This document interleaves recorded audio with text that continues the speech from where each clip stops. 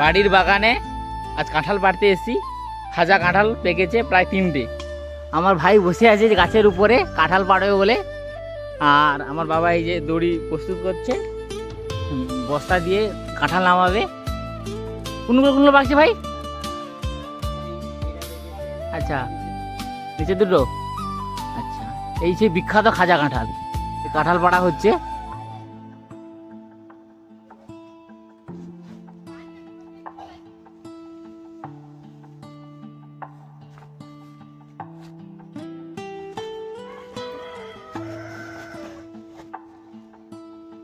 এরকম আরো 2টো কাঁঠাল আছে, মোট 3টে কাঁঠাল।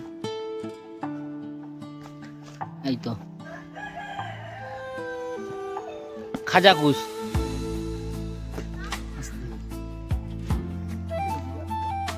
ফাইনালি 3টে কাঁঠাল পাড়া হলো। প্রতিটা কাঁঠালই পেকে গেছে। এক্ষুনি এর কুশ বিক্রি করব। গ্রামের কাকিমারা এসছে।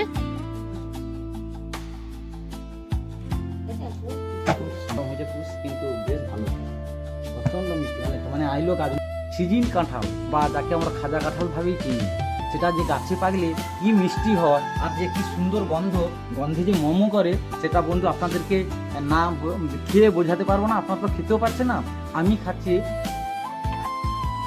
স্বাদটা আপনাদেরকে কি বলবো বলুন তো, কি সুন্দর কি সুন্দর। অন্তত একটা গাছ লাগান আর এই কাঁঠাল খাবেন, খাওয়াবেন, নিজেরও তৃপ্তি পাবেন এবং আনন্দ করবেন।